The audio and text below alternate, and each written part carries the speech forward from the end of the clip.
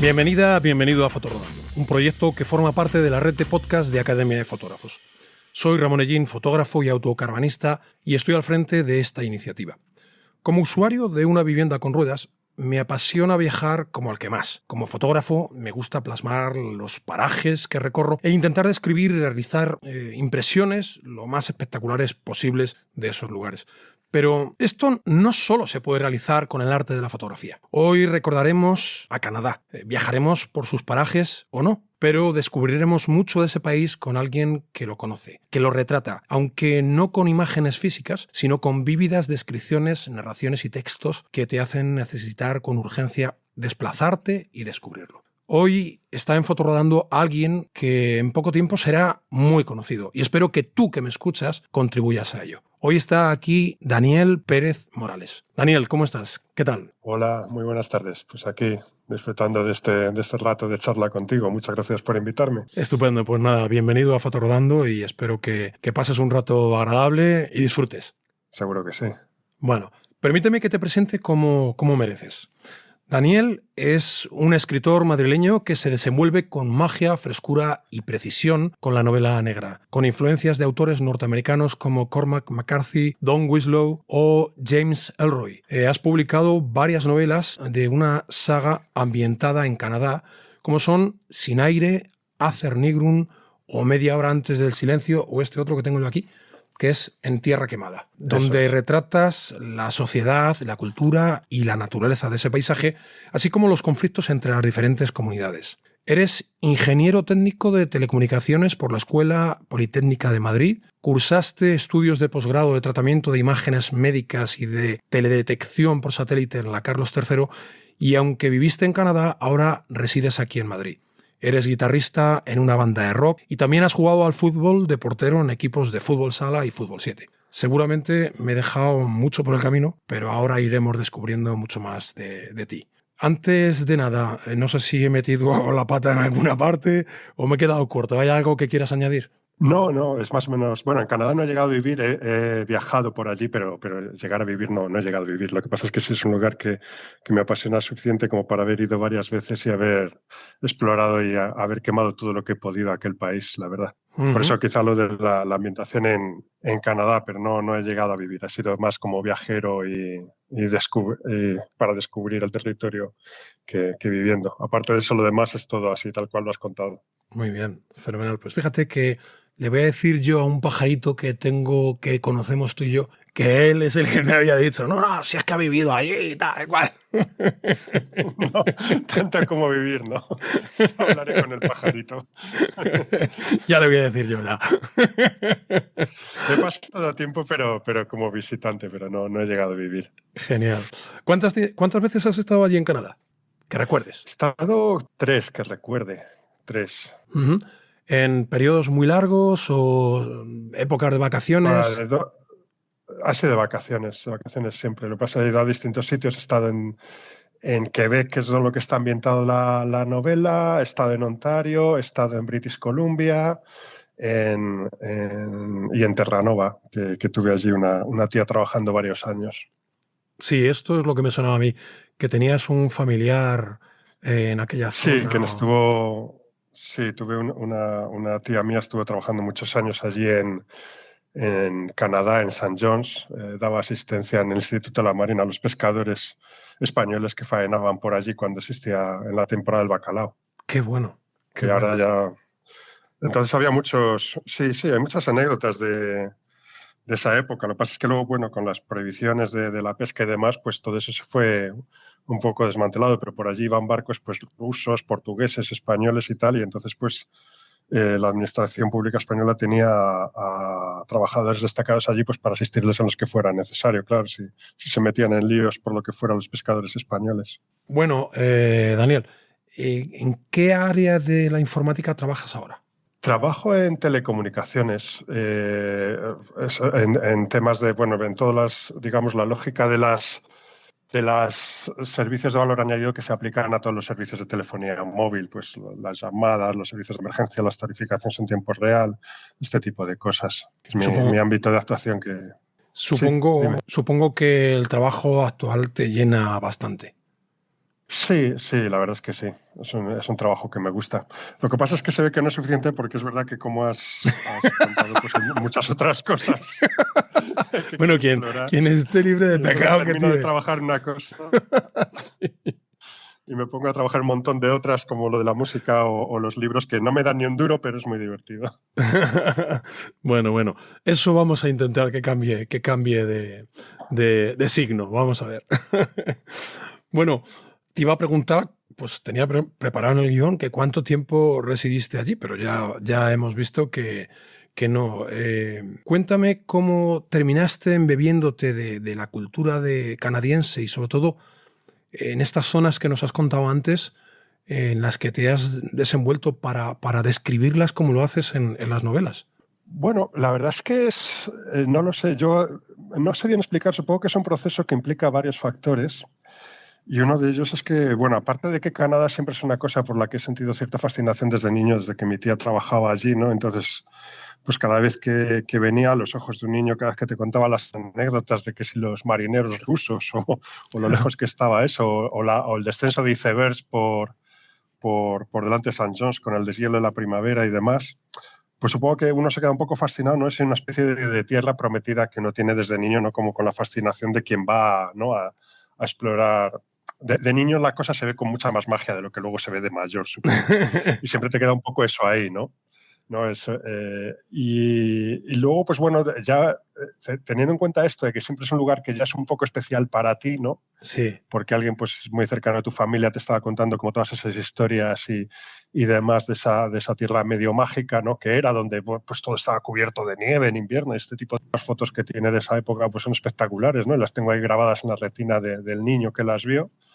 Pues ya ser escritor, que es un proceso y vas pasando como por distintas pruebas, distintos cuentos cortos, relatos y tal, pues llega un momento en el que descubres que es un lugar donde puedes sentirte muy cómodo a la hora de escribir toda una novela, ¿no? Por todo lo que supone de evasión, porque es un sitio que llevas un poco en tu corazón desde pequeño como ese lugar mágico y porque tiene la característica también de que Canadá es un lugar que puedes convertir en un personaje más, Claro. con toda esa fauna, toda esa flora, todos esos paisajes, ¿no? Ese territorio tan inexplorado, ¿no? Toda esa grandeza de naturaleza misteriosa que tiene, la puedes convertir en un personaje más.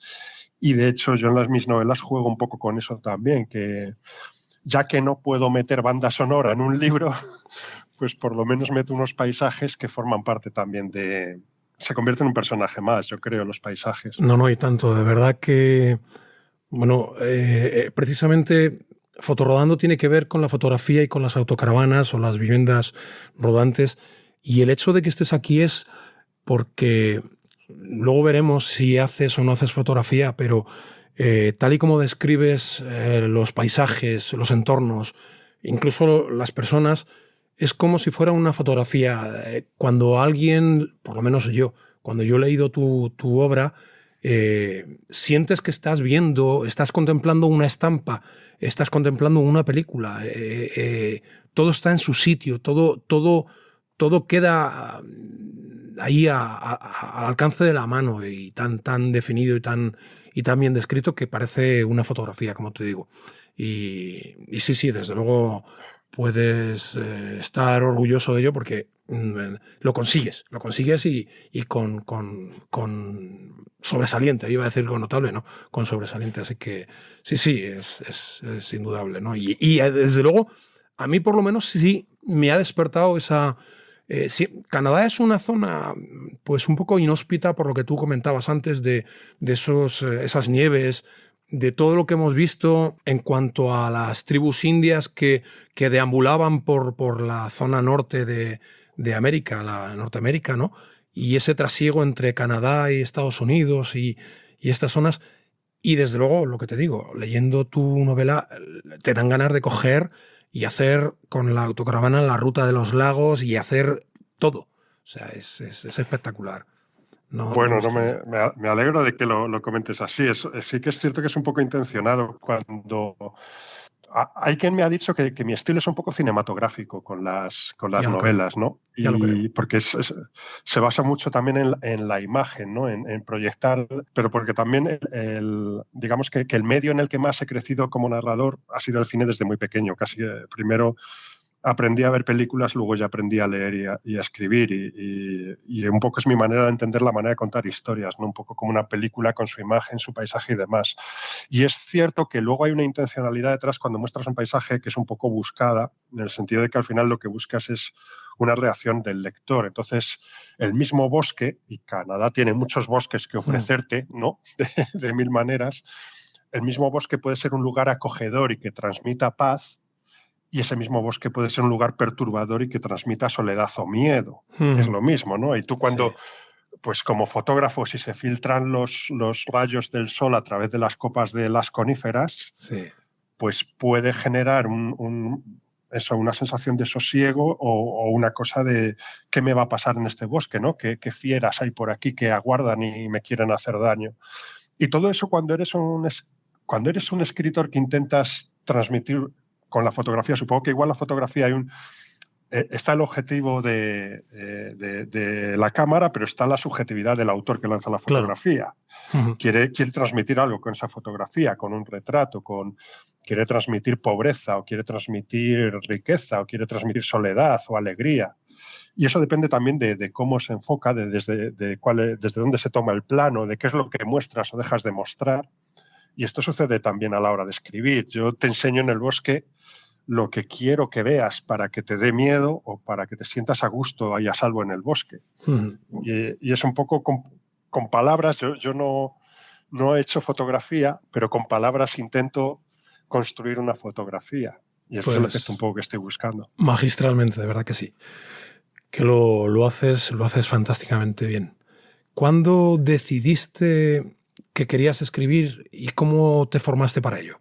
Bueno, pues la verdad es que es un proceso que al final es un poco natural cuando algo te gusta mucho, yo creo. No sé, me ha pasado con todo, ¿no? Que si te gusta la música mucho, pues quieres ver la experiencia completa. Sí. Si te gusta ver partidos de fútbol, y te pones a jugar al fútbol. Sí. Y con escribir igual. Me gustaba mucho leer y quieres disfrutar de la experiencia completa y entonces te pones a escribir.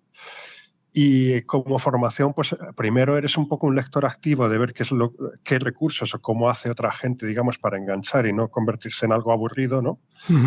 Y luego ya, pues, una vez que ya empecé a tomármelo más en serio, sí que me incorporé a algún curso de escritura creativa y demás.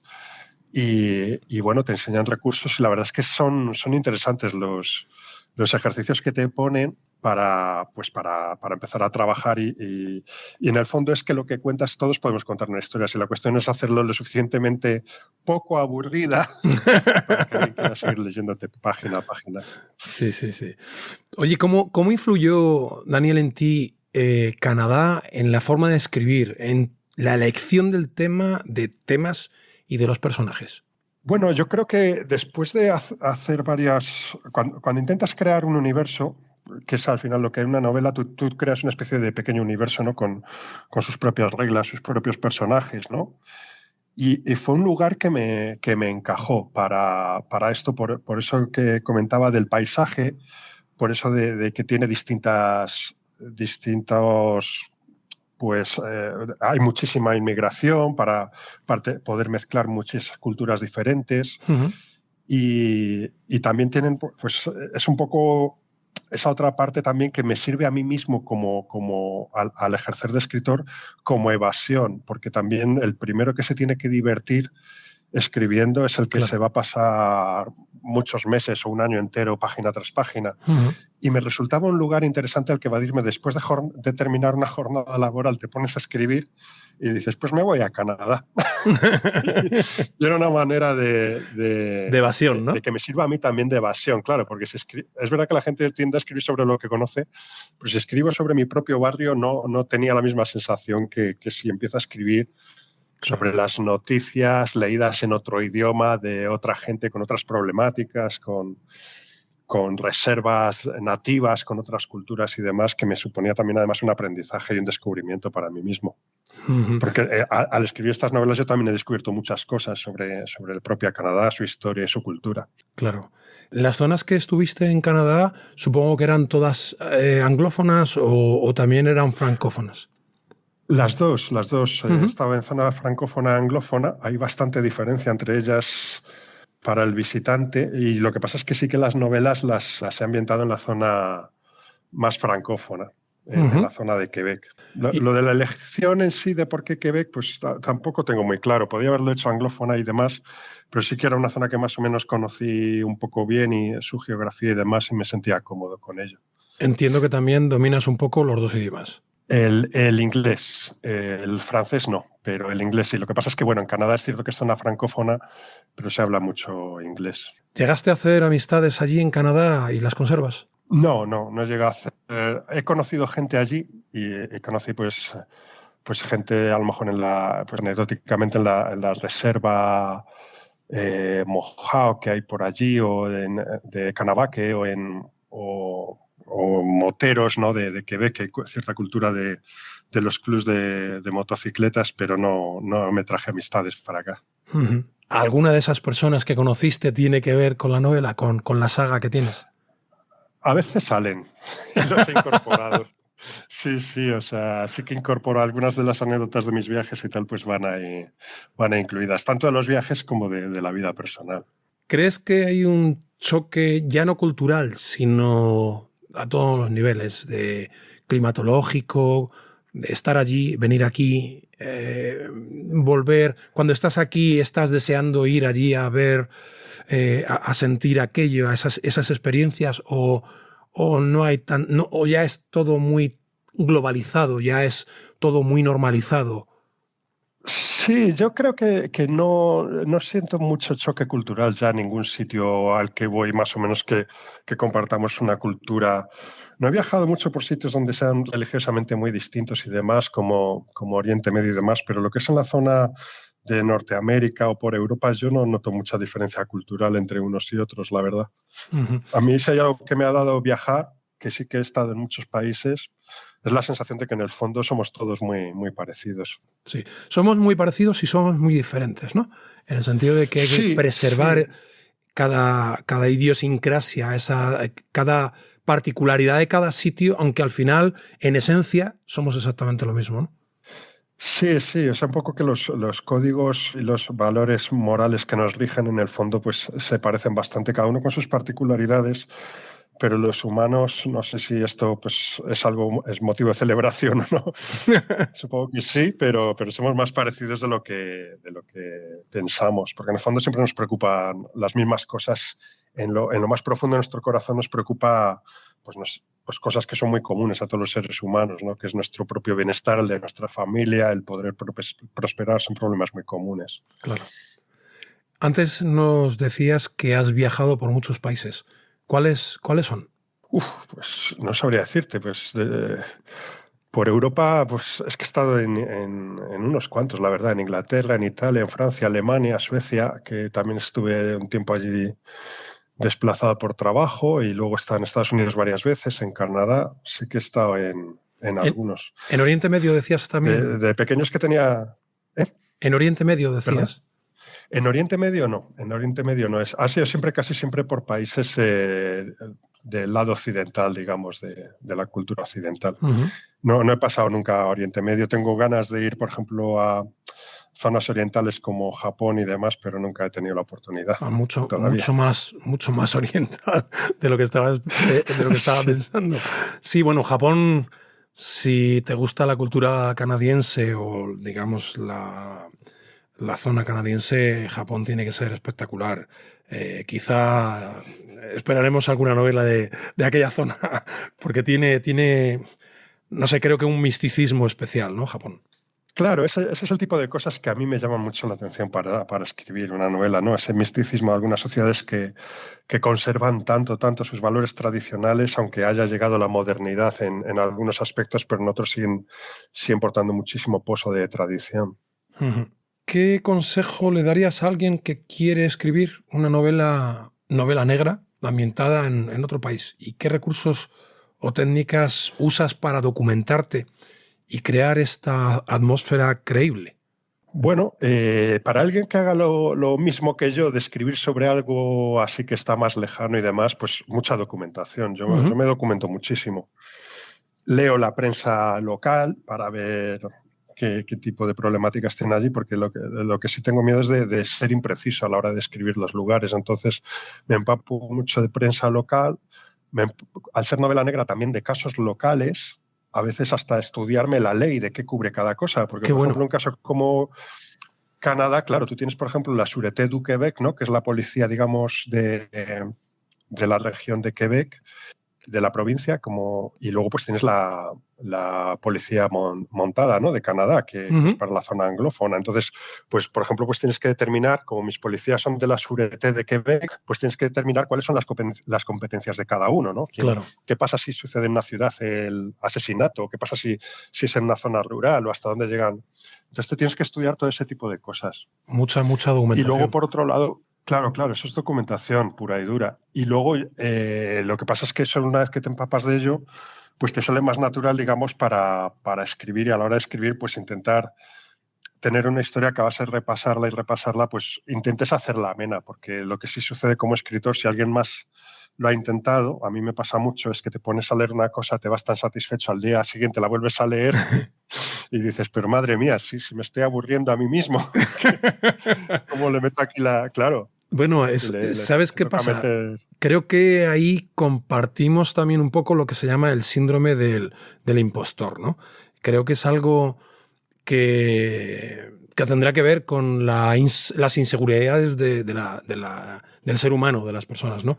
Y claro, tú te pones a escribir algo y de repente al día siguiente aquello te parece que no tiene mucho sentido, igual que nos pasa a lo mejor cuando hacemos una fotografía o planificas algo y dices, bueno, esto, y la ves al día siguiente o un rato después y dices, madre mía, pero si esto no es lo que yo buscaba, y tiene que ver igual, a lo mejor, ¿no? Este síndrome de impostor. Puede ser. Lo que pasa es que sí que es verdad que el arte tiene su parte de trabajo, tiene su parte de inspiración, talento, pero también de trabajo. Entonces, sí, es verdad que a veces pues dices, es que a lo mejor hay que hacer, para que saques la fotografía que estás buscando, pues sacar muchas más pruebas antes de que consideres la buena, ¿no?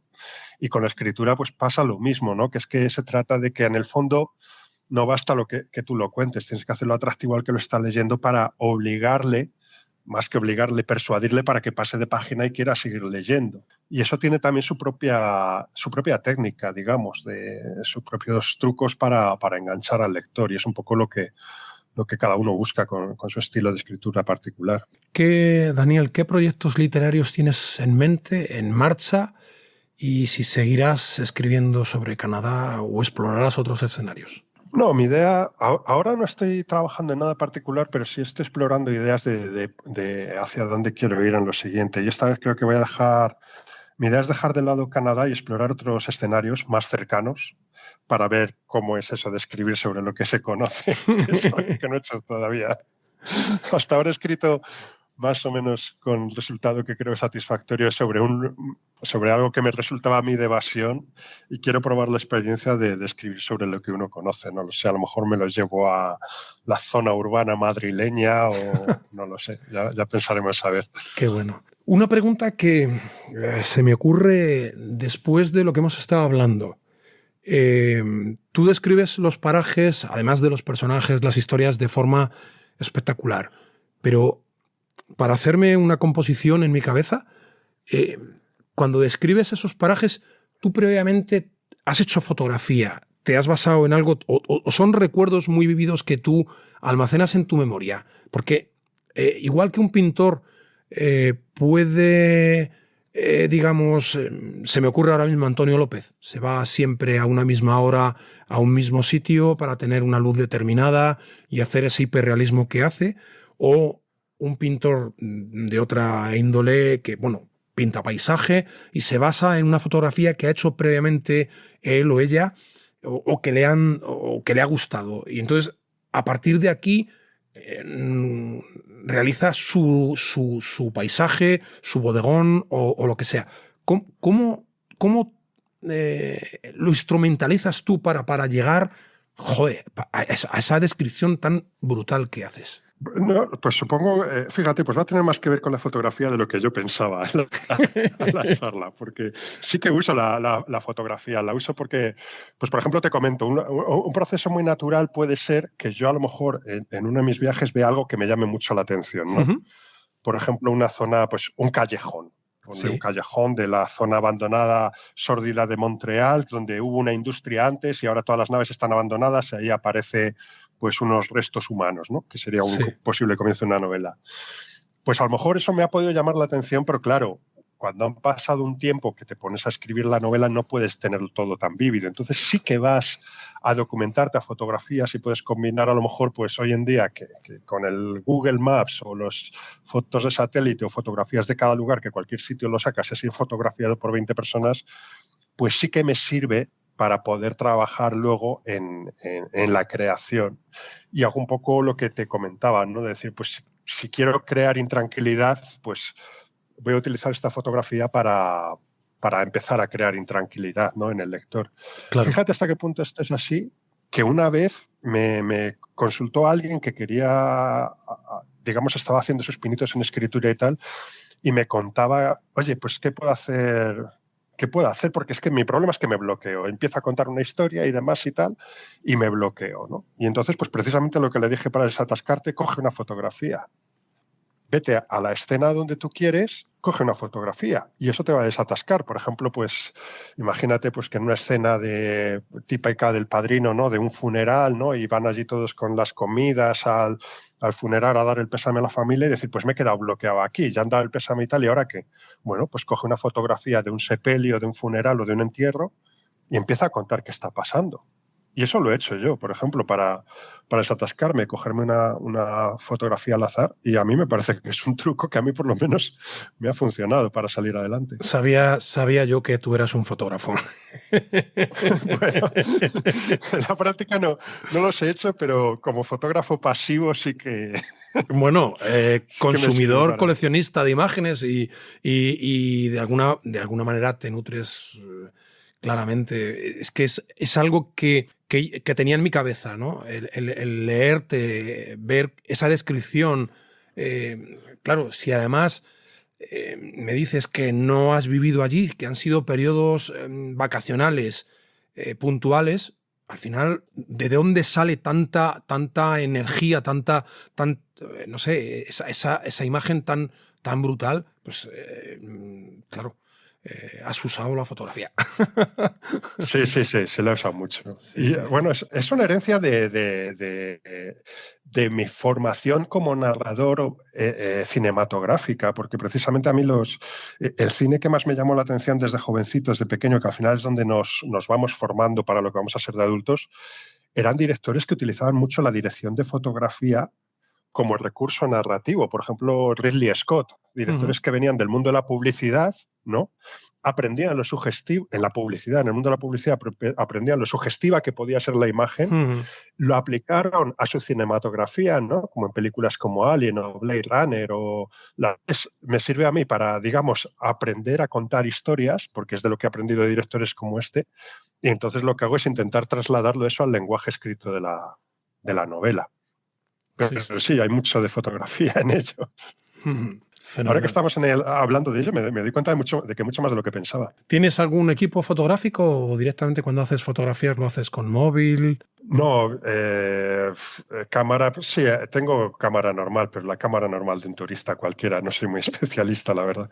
Lo que sí tengo cierto ojo es para ver lo que puede ser una buena fotografía, pero luego no Composición. tengo la técnica, sí, pero no tengo la técnica estas que sé que utilizan los fotógrafos, ¿no? Del nivel de saturación de los blancos, de estas palabras, de nivel de grado de exposición, o estas palabras técnicas que utilizan Si, los si que sabéis, pues supieras eso se me escapa todo. Si supieras que eso es lo más fácil, eso es lo más fácil en fotografía, porque al final es aprender, tienes un triángulo de exposición, ¿no? Tienes el triángulo que es la apertura, la cantidad de luz que entra, por otra parte, el tiempo que vas a tener de exposición esa imagen, y por otra parte, la sensibilidad, por llamarlo de alguna manera, sobre todo esto tenía que ver mucho con la película, el ISO, de esa película, o en este caso ahora en las cámaras digitales, sí, o sea, la cantidad o digamos la sensibilidad a la luz que hay, ¿no?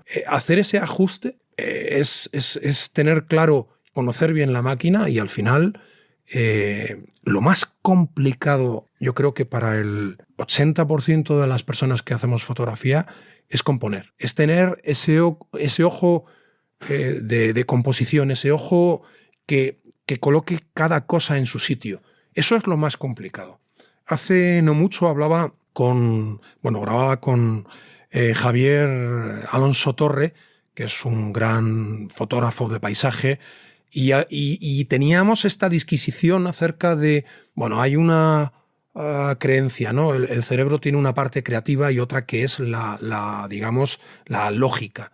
Entonces, en una reside la parte en la que tú, hablando fotográficamente hablando, y sobre todo haciéndolo muy, muy, muy, muy sencillo o digamos, haciendo una simplificación muy grande de ello, la parte creativa se encargaba de eso, de la composición, y la otra de esos ajustes.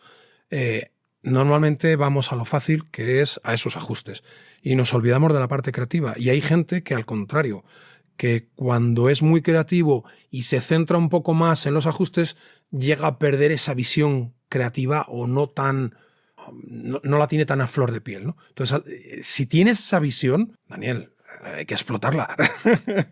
Sí. No sé, quizás yo creo que puede suceder con la fotografía un poco, puede suceder un poco lo que pasó con el impresionismo, ¿no? Que cada vez en el fondo depende más de lo que es la visión subjetiva del autor, ¿no? El impresionismo surgió como una reacción pictórica porque una vez que se inventó la cámara fotográfica ya no tenía sentido pintar cuadros, se empezaron a presentarse cuadros impresionistas subjetivos según la visión del pintor. Yo creo que con la fotografía pues un poco el lado artístico está en eso, ¿no? En el que el propio fotógrafo presenta lo que siente con esa fotografía, no tanto el sí, la calidad técnica, sino lo que quiero expresar, que es un poco lo que hablábamos antes, ¿no? De enseñarte si el bosque es un lugar acogedor o es un lugar tenebroso, y eso depende del ángulo que se tome, claro, la iluminación y demás. Por supuesto, sí, sí. Desde luego, mira, también lo hablaba con Javier, lo hemos hablado con más fotógrafos y fotógrafas. Dos personas en un mismo sitio, 2, 3, 4, en un mismo sitio, delante de un mismo evento, bien sea paisaje, lo que sea, no sacan dos fotografías iguales. Con lo cual... Claro, tiene sentido. Claro, con lo cual, ¿qué es lo que ocurre? Es que la fotografía, como muchas otras cosas, es totalmente subjetivo. Va a depender de los ajustes que tú hagas en la cámara, en la herramienta, ¿no? Igual que tú cuando escribes, depende de cómo pongas el enfoque, dónde pongas el punto de anclaje al final, es muy subjetivo y te pesa mucho la mochila que llevas. Y en la mochila que llevas es como tú dices, el cine, lo que has leído, lo que has aprendido, lo que llevas vivido, ¿no? Esa cosa es la que te va marcando el cómo haces, cómo narras, porque al final la fotografía es también un poco eso, narrativa. Sí, yo creo que sí, por supuesto. Además es que yo creo que es completamente cierto el hecho de que una imagen vale más que 1000 palabras. No, eso lo aporta la fotografía. De hecho, una fotografía puede hacer caer gobiernos enteros, simplemente. O sea, claro. Es que es así, ¿no? Como estas fotografías famosas de Vietnam que hemos visto. El tema es que, claro, realmente ese bagaje subjetivo del artista, ¿no? O el fotógrafo, yo también creo que es verdad que es el bagaje que llevas de toda tu vida y toda tu experiencia personal, pero sobre todo, especialmente en los años formativos. Es un poco, o sea, yo creo que lo que influye en mi literatura o a la hora de escribir o en un fotógrafo, en los músicos, en cualquiera, no es tanto lo que te haya pasado formativamente en los últimos 5 años como lo que te pasó en los primeros 15 o 20, en la época de la adolescencia, cuando empiezas a descubrir las artes, empiezas a descubrir el cine o la literatura o la fotografía, y creo que según entras en ese descubrimiento, y esa es en una fase temprana de nuestra edad, a los 14, 15, 16 años, eso va a determinar para siempre el resto de las cosas que hagas desde el punto de vista creativo. ¿Crees que mucho más que nada que haya pasado ayer. Sí, ¿crees que esa franja de edad es la que te hace mucho más receptivo, mucho más permeable a lo que puede ser después, que te va a influir tanto, ¿no? Yo creo que sí. A ver, no puedo hablar por todo el mundo. Yo hablo que en mi experiencia yo creo que en el fondo soy un subproducto de lo que fui de adolescente. Uh-huh. Desde el punto... musicalmente... es lo que me definió desde todos mis gustos y luego toda mi búsqueda profesional después como músico a la hora de yo trabajar también con la música o con la de 5 años.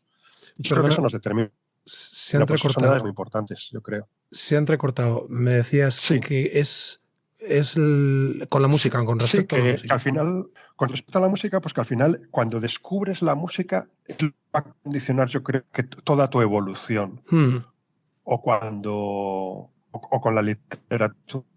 Es que al final son los años de descubrimiento. Es la primera película, es el primer libro, es el primer disco que compras. Y eso lo condiciona todo. claro, Y creo claro. que no solo en la literatura, supongo que la fotografía o incluso la propia sensibilidad para el arte, ¿eh? Porque Mm. se puede llegar a nuestra edad sin ninguna sensibilidad. Sí, sí, sí, totalmente, totalmente de acuerdo. Bueno, me has dicho que no eres fotógrafo, a pesar de que yo estoy convencido de que sí, por todo esto que estamos hablando. Y aunque no haces fotografía como tal, ¿qué estilo fotográfico dirías que te motiva más? Visto cómo narras en tus libros los parajes, los paisajes y las escenas, ¿podrías ser un fotógrafo paisajista y también de street, de calle, retrato? Pues es una pregunta difícil. Es que yo creo que podría ser de los dos. Yo, sin ser fotógrafo activo, sí que me gusta la fotografía como, como elemento pasivo, ¿no? Me gusta ver buenas fotografías.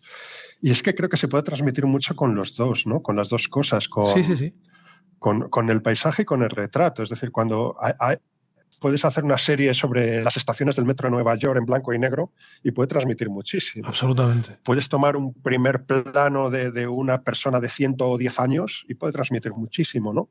Entonces, no sabría decirte. Yo creo que más que un estilo particular es cómo enfocas ese estilo, ¿no? Es una fotografía que tiene mucho del autor o que transmite mucho o poco, independientemente del estilo. Por ejemplo, yo creo que en el retrato lo importante es que la fotografía consiga trasladar la personalidad del fotografiado, ¿no? Que es lo Sí, que el hacen los alma, ¿no? grandes pintores, Sí, los grandes retratistas tipo Goya, ¿no? Velázquez, que transmitía la personalidad del individuo retratado, pues algo parecido. antes nos hablabas de música y la verdad es que me interesa muchísimo. Lo primero, formas parte, como hablábamos antes, de un grupo de rock. ¿Cómo se llama el grupo? Sí. Hosten. Hostem. Hosten, así, es una palabra extranjera un poco rara, que viene a significar otoño en noruego. Muy bien. ¿Y qué tipo? Ya sabemos que es rock, por lo que hemos visto, pero defínenos un poco más. Que tú eres guitarrista del grupo, pero bueno, ¿qué estilo?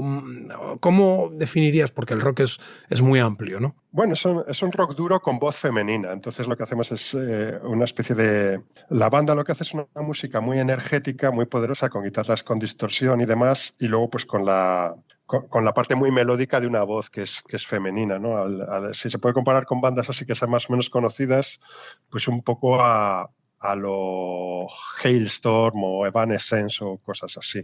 De bandas que tienen una instrumentación muy potente, muy Potente. ruidosa, pero con voz muy melódica. Qué bueno. ¿Cuánto tiempo Soy de llevas? rock, o sea, eso... Sí. ¿Cuánto tiempo lleváis tocando? Llevamos como 10 años, 12 por ahí. Me pierdo un poco Yo aprendí a tocar la guitarra de adolescente, pues por lo mismo, ¿no? Que de adolescente te gusta mucho la música y tienes que dar el paso al otro lado a ver cómo es la experiencia de crearla tú mismo. Y lo que pasa es que por unas cosas y otras, los trabajos y demás, pues nunca me puse en serio con ello hasta que, bueno, surgió la oportunidad de con unos amigos montar la banda y llevamos ya 10 años con ella, pues dando algunos conciertos y demás. Nunca es tarde, ¿no? O sea... No, por supuesto, por supuesto. Además es que la música, igual que la escritura, la fotografía, es algo que creo que todo el mundo debería de alguna manera experimentar, ¿no? Eso, al final, formar parte de algo creativo, creo que desbloquea niveles para llegar a otras cosas. Yo creo que sí, pero cualquier tipo de arte, cada Sí. uno que encuentre su ámbito de expresión, que puede ser la fotografía, la música, la danza, el teatro. Yo creo que la creación artística es uno de las cualidades humanas más particulares que tenemos, ¿no? Con los seres humanos, que es la creación de algo bello o algo que transmita un mensaje a partir de la nada. Eso es muy humano. Y puede llegar a llenar mucho, ¿no? También.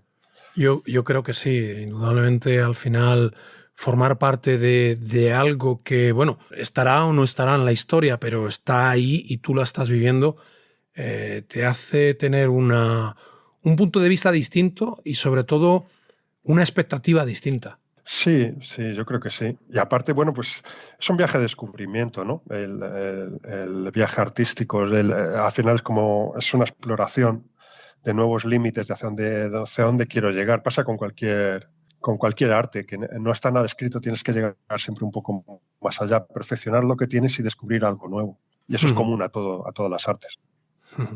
Daniel, ¿tienes alguna experiencia, así cambiando un poco de registro, con las viviendas con ruedas? Oh, pues ninguna, ninguna, la verdad. En ese sentido, la verdad es que no, siempre me he movido, pues cuando era más joven, por campings de tienda de campaña y ya cuando me hice más mayor, pues a hoteles. Y además es que se me quitaron un poco las ganas de la aventura de las tiendas de campaña porque en cierta ocasión pues estuve por Europa Central en un camping en una época que hubo unas inundaciones por toda Europa Central, que en medio de la noche nos despertamos con el pasaporte flotando en la tienda. ¡Mamma mía! Y desde entonces dije, bueno, pues vamos a ver si hacemos algo más cómodo porque no puede ser que nos pasemos 2 días limpiando barro aquí en toda... como pasamos 2 días allí en la Costa Azul limpiando barro. Curioso, curioso. Sí, sí. Pero no, la verdad es que las caravanas no he tenido experiencia, pero bueno, pues, nunca es tarde si nunca la es dicha tarde, es buena. eso es. Sí, señor. ¿Qué opinas de la gente que vive o que viaja en este tipo de vehículos? ¿Tienes alguna idea, alguna...? No sé? Siempre me ha llamado... Sí, no, la verdad es que no tengo ninguna idea, pero siempre me ha parecido, siempre es algo que llama la atención, ¿no? Porque tiene 2 características que pueden llamar la atención, además son muy literarias, ¿no? Que por un lado es el aspecto nómada que puede tener, ¿no? De llevar Correcto. tu casa a cuestas, y por otro lado ese toque de libertad extrema que supone que tu casa es donde dejas el sombrero. Que Mel Gibson vive en una caravana. Se ha perdido algo ahí. Sí, sí. Decías que se ha quedado la cosa en que tu casa es donde dejas el sombrero. Sí, pues que había visto que algunas películas y todo, me estoy acordando, por ejemplo, Arma Letal, el personaje de Mel Gibson también vive en una caravana, ¿no? Y llama mucho la atención, forma parte casi del personaje, ¿no? Sí, y yo en alguna novela también lo he utilizado, porque esos ecosistemas, ¿no? De los parques de caravanas y demás, pues también tiene su lado misterioso de alguien que está aquí, pero puede no estar mañana y todo esto. Yo creo que es un elemento que tiene su misterio y puede ser muy, muy literario también. Sí, además, en la zona de Canadá y en la zona de Estados Unidos es bastante común encontrarte con estas zonas de parques, de autocaravanas, bueno, motorhome, que eso lo que tienen allí no son autocaravanas, o si son caravanas, son inmensas también, son como llaman tiny house, ¿no? Las casas chiquititas estas. Sí.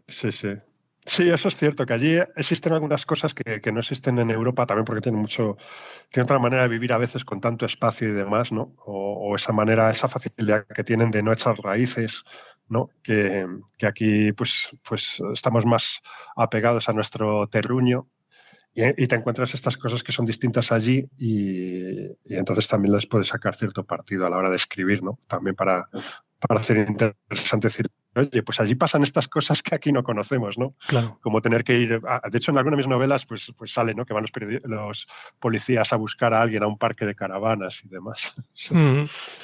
¿Te has planteado alguna vez tener un tipo de vehículo de estos? ¿Se te ha pasado por la cabeza?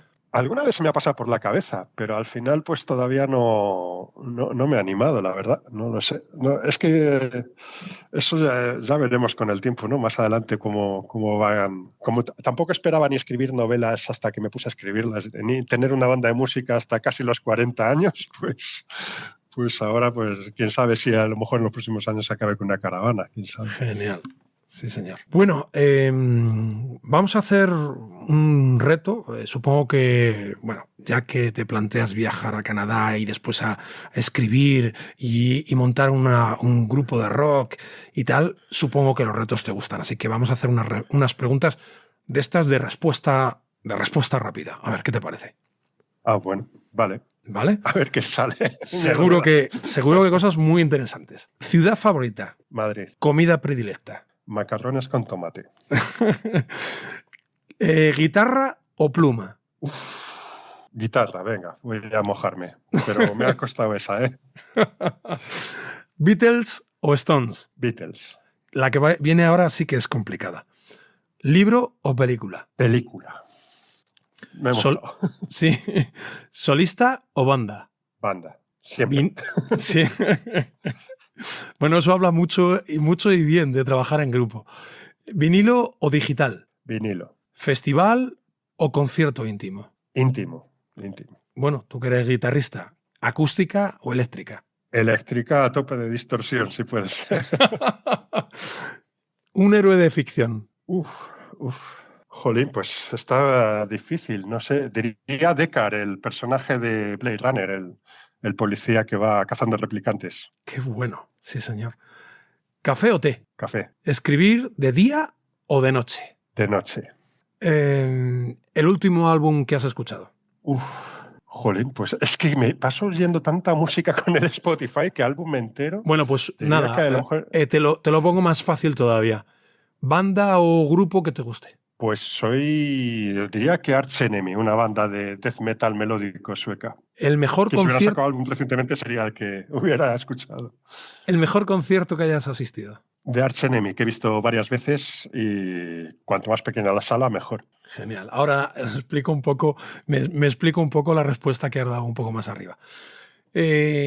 Una película que te haya marcado. Blade Runner. Que esa es la primera, supongo, ¿no? Sí, bueno, fue la primera. Fíjate, es que es una peli que suma todo esto que hemos estado hablando de imagen, fotografía, paisaje, que envuelve y visto a una edad en la que te va a definir el resto de tu vida cómo vas a contar las historias. Y banda sonora es que también. Hasta la música de la película, es que hasta la banda...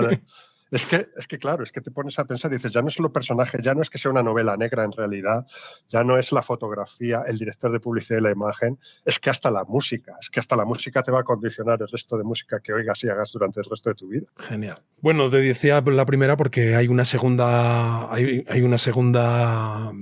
película de Blade Runner que tampoco está nada mal, por cierto, y sigue bastante un poco la fotografía, el estilo.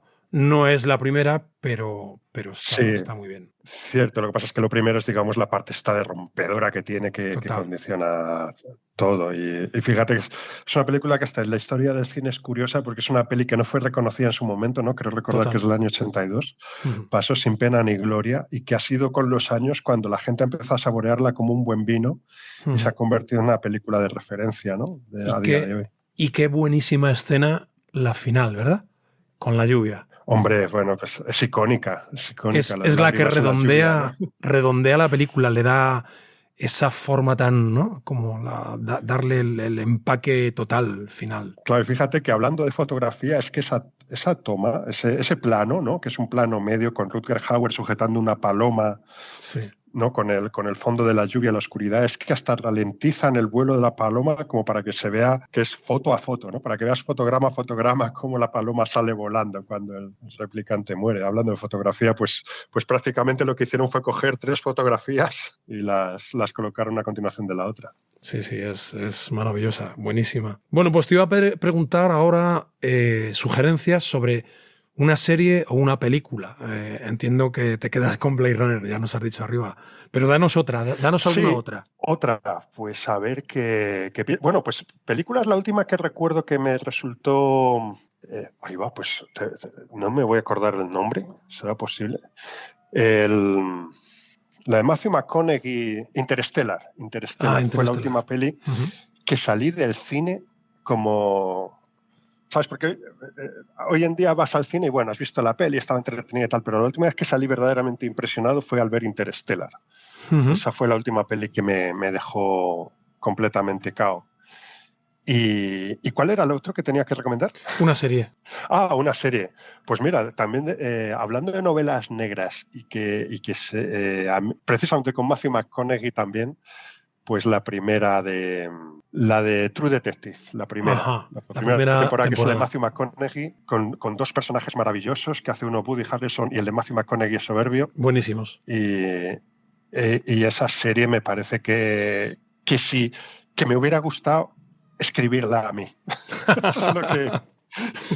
Si pudiera elegir un deseo, yo quiero haber sido guionista de esta serie, porque es exactamente lo que yo busco. Cuando escribo algo, eso es lo que yo quería hacer. Lo que pasa es que ellos lo han hecho mucho mejor que yo, pero eso era lo que yo quería hacer. No sé si has visto la última temporada, yo no la he visto, que es con Jodie Foster. Ha tenido malas críticas, o sea, ha tenido unas críticas que no son muy buenas. No la he visto todavía, pero bueno, supongo que tarde o temprano acabaré viéndola, eso sí. Lo que pasa es que la primera a mí me dejó totalmente impresionado, la verdad. Sí que lo es. Si te gusta ver, sí lo es, sí. Sí, señor.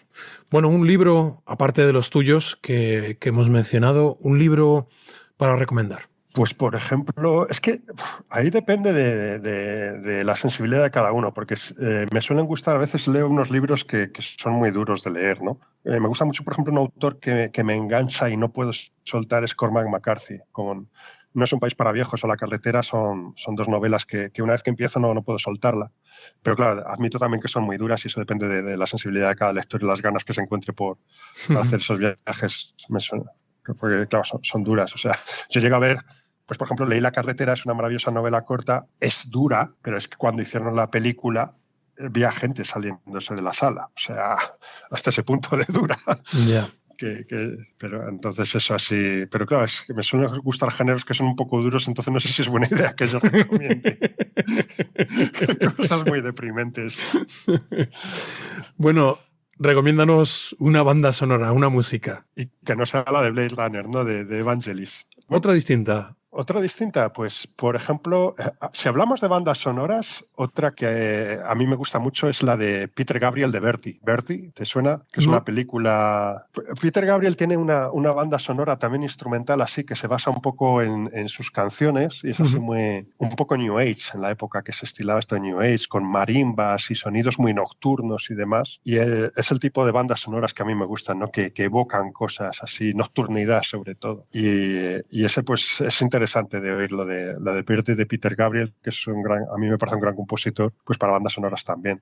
Hizo también La última tentación de Cristo, la banda sonora de esa película. Muy bien. Y no sé si eres consumidor de podcast, si lo eres, alguno que te guste. Pues la verdad es que, fíjate, te voy a decir que no, este es el primer podcast que estoy consumiendo en mi vida. Estoy participando en él. No había oído ningún podcast antes, la verdad. Pues... ahora tendré que ponerme, claro. Claro, ¿sabes lo que ocurre? Es que esto es como un bicho, esto es como un virus que te infecta. Tú antes hablabas que habías empezado a escribir porque te gustaba terminar el círculo, ¿no? Eres lector, sí. Igual que con la música. Esto me ha pasado a mí. Yo soy un gran consumidor de podcast y al final dices, voy a probar estar también al otro lado de los podcasts. Y cuando escuchas... Es que puede ser eso. Sí. ¿Perdona? No, digo que cuando escuchas uno al final terminas envenenado con muchas comillas, ¿no? Infectado entonces, con ello. Has seguido un poco el proceso, ¿no? De cerrar el círculo y que te gusta tanto que tienes que verlo desde el otro lado también, ¿no? Sí, así es. Yo me imagino que algo tiene que tener, porque sí que me he enganchado recientemente a una serie que va de un podcast, ¿no? Que es esta de Solo asesinatos en el edificio. Muy bueno, no sé si te suena. Sí, buenísimo. Y claro, la gente, lo que yo saqué en claro de esa serie es que la gente se engancha muchísimo a eso. Y lo que sí he descubierto, porque aunque no esté ahora activamente escribiendo ninguna novela, sí que sigo documentándome sobre temas de criminología y demás. Y una cosa que tiene muchísimo tirón, y no digo que no vaya a engancharme, son precisamente los podcasts sobre true crime, que llaman Sí. No sé si en español, ¿no? Pues en crímenes reales y demás. Sí, crímenes reales, pero el true crime también, sí. Sí, debe estar, porque hay muchísimos. O sea, me doy cuenta que realmente las webs donde yo intento buscar información, en realidad, todas dan soporte a podcast, con lo cual el fenómeno debe tener muchísimo enganche para muchísima gente y no te digo yo que no acabe yo enganchado como los de Solo asesinatos en el edificio. Seguro que sí. Que me encantan, por cierto, los 3 personajes son maravillosos. Sí, son geniales. Esa es otra serie que puedes recomendar. Muy bien. Pues fíjate, en Estados Unidos, la persona que no tiene un podcast tiene 3, o sea que quiero decir que la que no hace uno hace 3 podcasts, o sea que sí, está muy extendido y es un bichito que cuando te pica te hace sacar tiempo Lo puedo entender, lo que pasa es que ya no me da más el tiempo entre novelas, música y trabajo. Te entiendo perfectamente. Si ya me meto con la fotografía, no te digo nada. Muy bien. Yo Bueno, supongo, ahora te voy a preguntar, dime. yo, porque esto de lo de combinar las caravanas con la fotografía es que forma parte del mismo lote, ¿no? Lo de ir buscando con la caravana lugares donde, donde encontrar la fotografía, o va combinado. Mira, es que bueno, esto que me preguntas es interesante. En mi caso, sí, evidentemente. Tiene que ver un poco, mira, lo hablaba también con Javier Alonso Torre, que él no tiene autocaravana, pero sí la ha alquilado. Y yo siempre suelo preguntar, lo mismo que te preguntaba a ti, un poco, no es lo mismo, pero ¿influye el viajar en autocaravana a la hora de hacer fotografía? Él contestaba, bueno, si vas a hacer lo que hace todo el mundo, vas con tu foto planificada, pues al final sí, o sea, no influye para nada. Pero si tú vas un poco por libre, sí que termina influyéndote.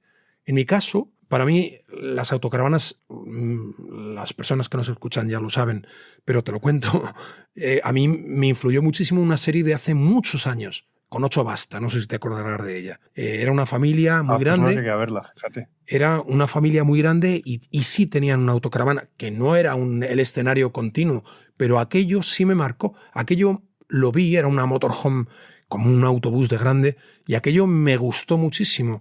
No lo sé si es porque yo a lo mejor tengo un alma nómada o por qué, pero es así. Y sí, por una parte, el querer hacer determinadas fotografías, el tener autocaravana te permite tener ese soporte que te lleva a hacer esas fotografías, y el viajar en autocaravana también te da una visión distinta y te permite hacer, pues, profundizar o girar o virar en hacer lo que hablábamos antes de la mochila, ¿no? Que al final termina también afectando a tu forma de mirar y lógicamente, de plasmarlo en la imagen. Sí, es que yo creo que da un toque, digamos, de nómada, ¿no? Sí, El hecho de viajar de esa manera, ¿no? Que hasta tiene que afectar a la manera de ver las cosas, yo creo. O sea, eso de hoy duermo aquí, mañana no sé dónde dormiré, y eso proporciona cierta sensación de libertad que tiene que afectar en todos los aspectos de la vida, yo creo, de cómo percibes en ese momento hasta una fotografía. pues mira, normalmente, en nuestro caso, sí que tenemos planificado qué es lo que vamos a hacer, pero eso no es un esquema cerrado. No es una planificación como cuando vas de hotel, que sabes que tienes que entrar a tal hora y tienes que dejarlo a tal hora. En este caso es tú viajas, vas, ves algo concreto, te cambia el tiempo, no estás preparado o no te apetece sufrir las inclemencias de o mucho calor, o mucho frío, o mucho agua, o mucha sequía, y al final vas mudando entre esa y nadando entre esa planificación que tú tienes hecha. Y si hay algo que te gusta, te puedes parar y puedes estar más tiempo del que quieres o de que tenías previsto, y al final siempre piensas, bueno, no me va a dar tiempo a hacer todo esto que quería hacer a lo mejor en este viaje, pero eso me da lugar a volver en otra ocasión, ¿no? Sí, también es verdad. Mira, una de las cosas que nos sucede es que planificamos un viaje, por ejemplo, una de las zonas que yo creo que recuerdo con bastante cariño es la zona de Alsacia, en Francia. Es una zona que tú te vas haciendo tu esquema, quieres recorrer, quieres ver, y tiene mucho que ver. Otra de las zonas, por ejemplo, en Francia es una de las mecas digamos, del autocaravanismo, y la zona de Normandía, todo lo que es el desembarco de Normandía, toda esta zona, la zona de Bretaña, la zona de los chateaux, la ribera del Loira. Pero te estoy hablando de Francia, pero me da igual. España tiene 1000 sitios distintos, fantásticos, donde perderte, donde descubrir bosques, cascadas, parajes maravillosos. Ahora hago además astrofotografía desde hace algún tiempo. Entonces también vas buscando cielos despejados de contaminación lumínica y eso te hace buscar en un mapa donde la luz por la noche no sea un estorbo, ¿no? Entonces, la verdad es que sí. El viajar en autocaravana te hace, aunque sea ficticio, ser más dueño de tu destino. Quizá te engañas con ello, ¿no? Pero sí. No, yo creo que no te engañas, o sea, creo que sí da esa sensación extra de libertad, ¿no? De decir, no sé, no es lo Sí, mismo que un viaje reglado que vas a a Sevilla, a la foto en la Giralda y me vuelvo, ¿no? En el AVE. No es lo mismo, ¿no? Es el hecho de que puedes encontrar otros lugares que no son tan accesibles o más improvisados. Tanto, fíjate si es así, que incluso yo no me importaría vivir de forma constante en un vehículo. Y luego en la Enterprise, que por cierto, te pido disculpas porque lo hemos planificado esto varias veces, la cosa se ha ido complicando y queríamos, tú que vives en Madrid y yo también en la comunidad, quería haber grabado en la Enterprise y al final no ha podido ser, Sí. pero como sé que vas a tener noticias próximas que dar a la comunidad en general, haremos otro episodio en la Enterprise para que la conozcas y así entiendas lo que te digo. Vivir en un vehículo de esas características, la llamo la Enterprise porque para mí es una nave espacial. Entonces, bueno, a mí me gusta porque me gusta la Enterprise, me gusta Star Trek, o sea, creo que es genial. un buen nombre. Sí, pues es genial. La verdad es que es interesante, es muy, muy interesante. Sí. En fin. Bueno, Daniel, no te quiero entretener mucho más. Dime, por favor, cuéntanos cuáles son tus redes sociales, dónde te pueden encontrar todas las personas que nos escuchan. Si se trata de lo de los libros, en la web de la propia editorial, porque yo en sí mismo la verdad es que no tengo muchas redes sociales. Yo edito mis libros con la editorial Cuadernos del Laberinto, Sí. Y ahí está mi catálogo entero, Cuadernos del Laberinto, eso es. Sí. Y ahí pues está mi catálogo de novelas completo, y porque lo que es redes sociales y demás, pues no tengo Instagram o Facebook o tal, la verdad es que eso no he conseguido entrar en eso todavía. Pero bueno, a través de la web de la editorial. Genial. ¿Y la música? ¿La música tenemos alguna forma de acceder a través de Spotify, Apple Music, Google? Pues todavía no, porque no somos una banda que hayamos grabado un disco, pero lo estamos haciendo a través de directos. Estamos un poco en el circuito, cada 2 o 3 meses pues damos un concierto en alguna sala y damos una buena fiesta, pero no hemos grabado todavía disco y demás, así que estamos solo como banda de directo. Fenomenal. Bueno, solo me queda preguntarte un par de cosillas muy fáciles. ¿Cómo te has sentido con esta charla? ¿Cómo te has sentido? Pues muy bien, muy bien. Sí. Muy bien. Yo encantado, sí. Genial. Es divertido siempre hablar de estas cosas porque tampoco se hablan en la vida diaria, ¿no? Claro. Como este tipo de cosas. Claro, además es que, ¿sabes qué pasa? Que este formato de podcast te da ese ambiente de un poco de intimidad, ¿no? Hay gente que luego nosotros estamos grabando y luego lo escuchará más menos gente, queda ahí en el recuerdo, ¿no? Es un poco, no sé cómo decirte, místico también, ¿no? Eso de ahora igual lo escuchan X personas, pero se queda ahí colgado en la red y quién sabe, ¿no? Que alguien lo rescate al cabo de muchos años después y pueda escuchar esta conversación tan interesante. Pasa por lo menos con todo lo que se crea, pasa que en realidad pasa a ser dueño de... solo es tuyo mientras no lo has hecho o no lo has publicado. Claro. Pero ya una vez que lo publicas, ¿no? Sea un podcast, sea una canción, sea una novela, ya es de la gente. Claro. Y cada uno lo va a percibir de su forma, particular, de su forma particular. Sí, fíjate, como escritor me he dado cuenta de hasta qué punto yo he escrito decenas de novelas distintas dependiendo de quién me está hablando, ¿no? Porque lo que para unos es una... Cada uno lo lee de una manera y le llama la atención unas cosas y otras. Digo, pero si es la misma novela. Pero una cosa que tiene la experiencia de ser escritor es que cuando vienen los lectores a contarte lo que les has transmitido, hasta qué punto es distinto de cada uno. Claro. De decir, pues ya... O sea, cada uno lee novelas completamente distintas. O sea, algunos leen una novela completamente negra cuando otros leen una novela de amor. O sea, es que claro. Sí. Tiene sentido. Tiene mucho sentido, la verdad que sí.